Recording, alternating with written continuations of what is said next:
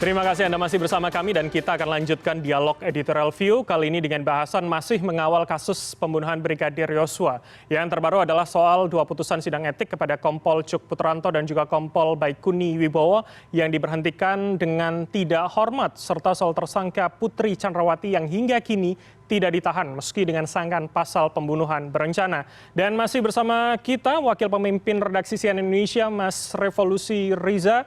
Mas Revo, ada beberapa poin yang kemudian menjadi perhatian publik begitu ya dari kasus penuntasan kasus pembunuhan Brigadir Yosua. Saya akan coba pertama masuk di soal tidak ditahannya PC, Mas. Meski kemudian Polri menyebutkan 3 alasan utama, kemanusiaan, kesehatan, dan juga memiliki balita begitu.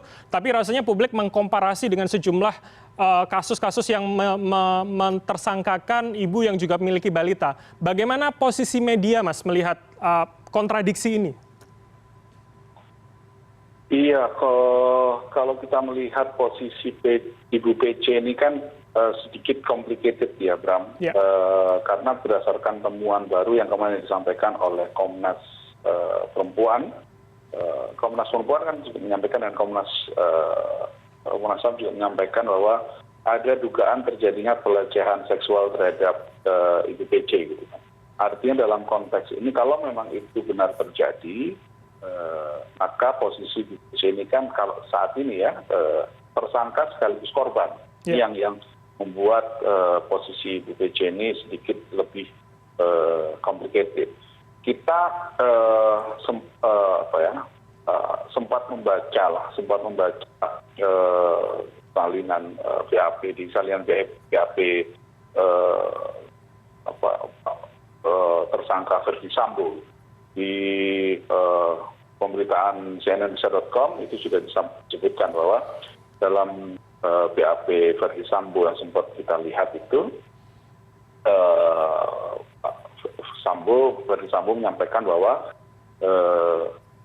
istrinya mengalami pelecehan seksual. Gitu kan. Nah, ini yang tentunya kemudian satu sisi di BAP menyebutkan seperti itu, di sisi di hal lain Komnas HAM dan Komnas Perempuan juga menyampaikan hal yang sama.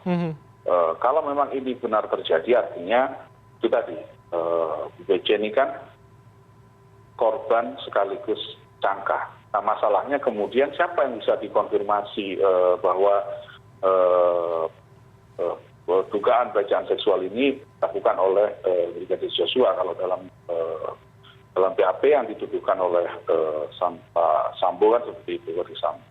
Sementara kan kita tahu Brigadir Yosua-nya sudah almarhum, jadi artinya konfirmasinya kepada siapa. Nah ini yang sekarang seharusnya menjadi mungkin polisi juga sedang memfokuskan pada buktian hal seperti itu. Di satu sisi untuk kasus-kasus pelecehan seksual kan kita juga harus memberikan pelecehan seksual ini penanganannya tidak sama dengan kasus-kasus yang lain. Ada istilah perspektif korban yang harus dikedepankan dalam setiap kasus kekerasan seksual maupun pelecehan seksual. Ketika ada perspektif korban, maka kita juga harus melakukan hal pertama yang penyidik harus taati adalah yang mempercayai apa yang disampaikan oleh korban dalam hal ini Ibu PC. Sampai kemudian terbukti secara klinis apakah memang psikologi klinis secara klinis memang terjadi kekerasan seksual tersebut atau tidak. Nah, dalam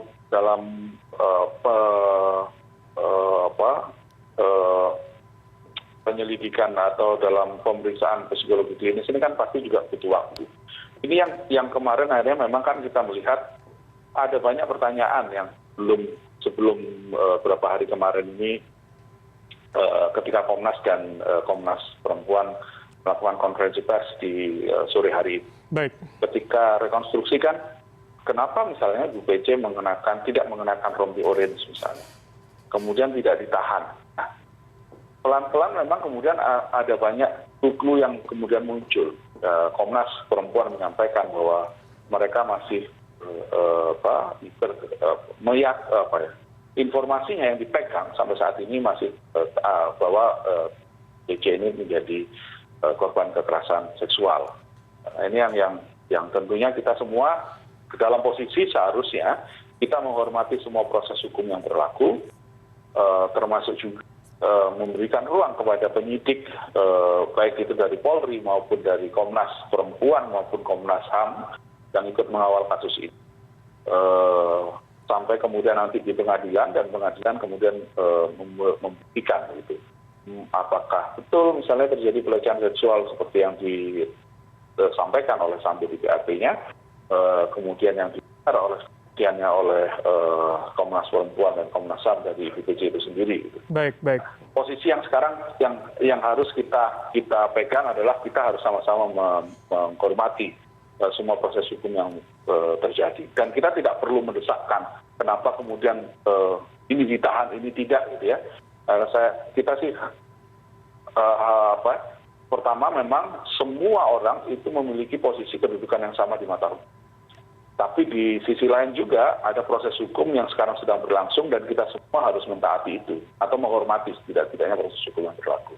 Baik. Artinya kemudian apakah tidak ditahannya PC atau kemudian tentu ini menjadi diskresi dari penyidik seperti yang dikatakan oleh Ilwarsum Polri begitu, Mas Revo. Apakah kemudian ini bisa menjadi momentum publik juga jika terjadi kasus serupa yang melibatkan misalkan tersangka seorang ibu yang milik balita, untuk kita sebagai publik dan media mengingatkan polisi untuk kemudian ini bisa menjadi salah satu hal pertimbangan untuk penangguhan penahanan. Seperti apa, Mas? Ya itu tadi, saya sebenarnya begini Bram, kalau semua orang itu berkedudukan sama di mata hukum ya, dan kemudian diperlakukan sama di depan hukum, kalau memang alasannya adalah apakah benar Ibu PC ini tidak ditahan karena memiliki anak balita misalnya seperti itu kan, ada anak-anaknya. Kalau alasan itu yang dikemukakan, selama ini kan alasan itu ada dikemukakan. Kita sih berharap sebenarnya polisi transparan saja apa sebenarnya yang terjadi. Karena kalau misalkan yang disampaikan adalah karena memiliki anak, toh faktanya banyak sekali orang yang tetap ditahan walaupun dia punya anak. Dan kalau misalkan kita melihat beberapa lembaga pemasyarakatan juga banyak sekali ibu-ibu yang mengasuh anaknya di lembaga pemasyarakatan. Jadi artinya kalau memang berkedudukan sama di mata hukum, seharusnya ini yang diterapkan kan ya udah sama. Baik. Tapi apakah ada hal lain? Nah ini yang sebenarnya kita sih berharapnya semua secara transparan saja, termasuk juga motif, sebagainya itu dibuka.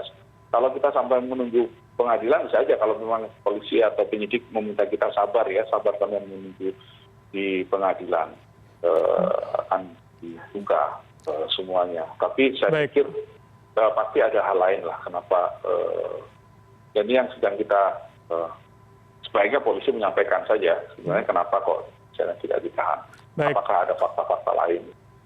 Baik, kita kawal sembari menunggu begitu ya Mas, bagaimana kemudian penyidikan, dan harapannya tentu tidak menjadi PR apalagi sebentar lagi akan dilimpahkan ke kejaksaan. Mas, terakhir ini terkait dengan poin kemudian ada beberapa perwira yang kemudian sudah dijatuhi sidang etik begitu PDTH.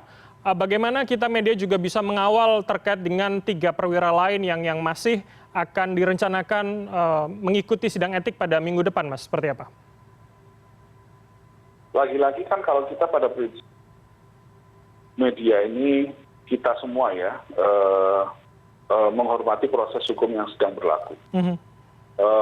Semua yang disidangkan pada kasus etik ini tentu polisi atau tim yang dibentuk oleh kepolisian untuk menangani kasus ini memiliki integritas yang cukup, ya.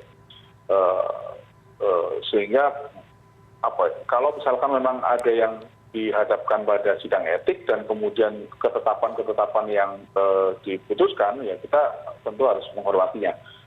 Walaupun memang tentu tiap orang itu tentu memiliki mekanisme banding. Jadi proses hukum jalani saja. Nah sekarang kan yang kita ada 2 hal, mereka yang terlibat pidana dan mereka yang terlibat etik. Apakah dari sekian puluh atau 80 sekian orang yang saat ini disidik gitu ya oleh tim khusus ini, apakah semuanya akan masuk sidang etik? Kalau memang diputuskan masuk ke dalam sidang etik, ya tentunya kita semua harus menghormati, termasuk juga mereka yang dihadapkan pada sidang etik ini sendiri gitu kan. Baik.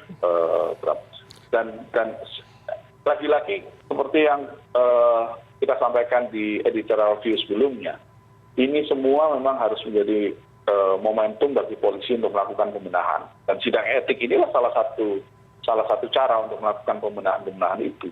Mereka yang dianggap etiknya tidak lagi sesuai dengan garis Polri, ya maka harus turun di stasiun terdekat kan gitu kan. Tidak bisa lanjut sebagai anggota polisi. Dan kalau memang itu yang sudah diputuskan, ya maka semuanya harus menghormati. Baik, ini menjadi momentum bersih-bersih begitu ya bagi institusi Polri. Dan kemudian 2 poin menarik yang kemudian Mas Revo sebutkan adalah bagaimana kemudian kita sebagai media tentu harus menghormati proses hukum dan juga menempatkan setiap warga negara menjadi posisi yang sejajar di mata hukum. Kita akan lihat seperti apa kemudian dan terus mengawal bagaimana penuntasan kasus pembunuhan Brigadir Yosua baik secara hukum maupun etik di internal polisi. Terima kasih atas waktu Anda, Mas Revolusi Riza, Wakil Pemimpin Redaksi CNN Indonesia telah bergabung bersama kami di CNN Indonesia Newscast. Salam sehat selalu, Mas Revo. Salam sehat. Terima kasih banyak.